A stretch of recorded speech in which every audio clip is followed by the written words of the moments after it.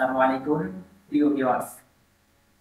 আজকে আমার আলোচনার টপিক হচ্ছে right forms of verb. Class 6, 7, 8, 9, 10, 11, 12 প্রায় সকল ক্লাসেই রাইট ফর্ম অফ ভার্ব খুবই গুরুত্বপূর্ণ। রাইট ফর্ম অফ ভার্ব আমরা যদি সমাধান করতে চাই তাহলে আমাদের অনেকগুলো রুলস মুখস্থ করতে হয়।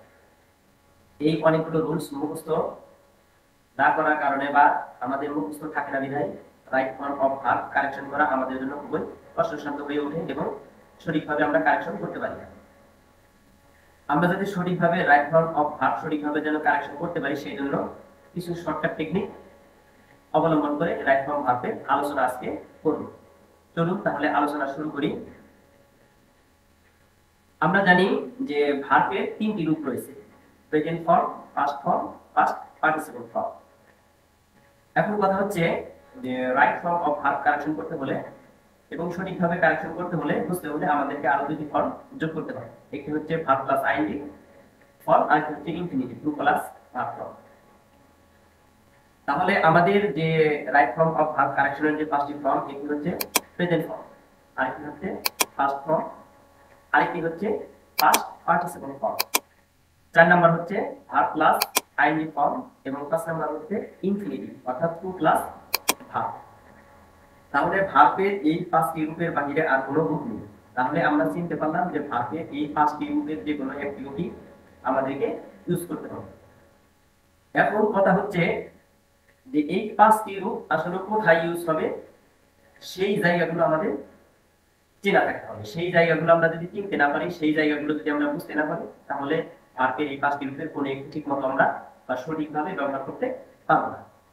তাহলে চলুন আগে জেনে নেই এই ভার্বের পাঁচটি রূপ কোন কোন জায়গায় কোন রূপটি ব্যবহার হবে, সেই জায়গাগুলো আমরা জেনে নিই।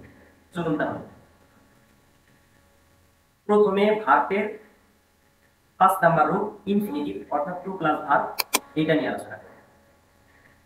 টু এর পর গ্যাপ থাকলে ভার্বে প্রেজেন্ট ফর্ম, অর্থাৎ আমরা যদি দেখতে পারি যে টু এর পরে কোনো গ্যাপ আছে তাহলে অবশ্যই আমরা সেখানে ভার্বে প্রেজেন্ট ফর্ম ব্যবহার করব। যেমন এখানে আছে হি wants to dash play football, তাহলে এইখানে একটা গ্যাপ আছে, গ্যাপটার পূর্বে কি আছে, একটা প্রিপজিশন টু আছে, তাহলে এখানে আমরা ভার্বে প্রেজেন্ট ফর্ম প্লে ব্যবহার করব। He wants to play football. তাহলে infinitive plus to plus verb, অর্থাৎ এই টু প্লাস ভার্ব ইনফিনিটিভ একটা রয়েছে, সেটা হচ্ছে কি টু এর পর ভার্বে প্রেজেন্ট ফর্ম। 4 নাম্বার পয়েন্ট হচ্ছে বা ভার্বের 4 নাম্বার রূপ হচ্ছে ভার্ব প্লাস আইএনজি ফর্ম। তাহলে ভার্ব প্লাস আইএনজি অর্থাৎ কোথায় বসে সেই জায়গাগুলো আমরা দেখে নিই। বাক্যের শুরুতে গ্যাপ থাকলে ভার্ব প্লাস আইএনজি হবে, প্রিপজিশনের পরে গ্যাপ থাকলে ভার্ব প্লাস আইএনজি হবে, তবে টু ও কিন্তু প্রিপজিশন, তবে টু এর পরে না। তাহলে প্রিপজিশনের পরে টু বাদে যত প্রিপজিশন আছে সকল প্রিপজিশনের পরে গ্যাপ থাকলে ভার্ব প্লাস আইএনজি হবে।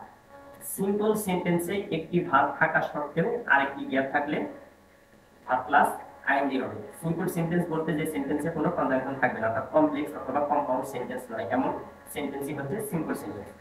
তাহলে সিম্পল সেন্টেন্সে একটি ভার্ব থাকা সত্ত্বেও আরেকটি গ্যাপ থাকলে ভার্ব প্লাস আইএনজি হবে। 4 নম্বরে হচ্ছে with a view to, look forward to, get used to, addicted to, devoted to, mind, health, while, now, at this moment, drastically, gradually, day by day। এই ভার্বগুলোর পরে যদি গ্যাপ থাকে তাহলে verb plus ING হবে। Example গুলো একটু দেখে।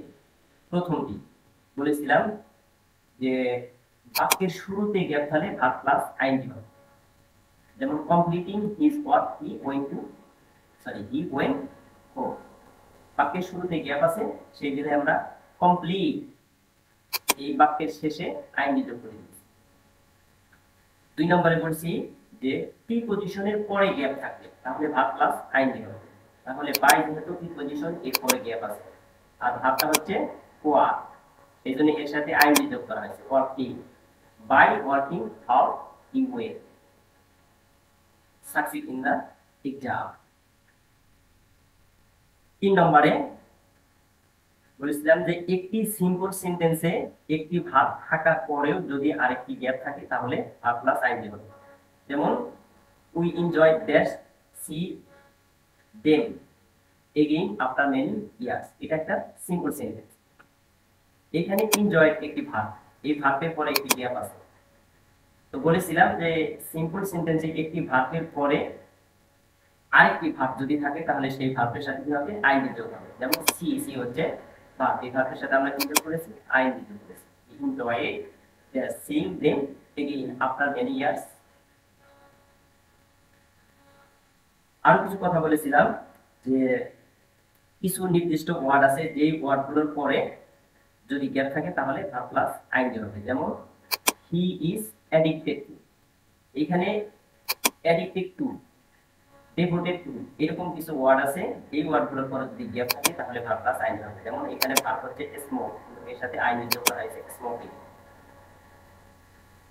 Would you mind dash, এখানে বলেছিলাম যে মাইন্ডের পরে যদি গ্যাপ থাকে তাহলে ভার্ব প্লাস আইএনজি হবে। মাইন্ডের পরে এখানে একটা গ্যাপ আছে, ভার্ব হচ্ছে ড্যান্স, ড্যান্সের সাথে আইএনজি যোগ করা হয়েছে। Would you mind dancing with me. আশা করি আমার কথাগুলো সবাই বুঝেছো।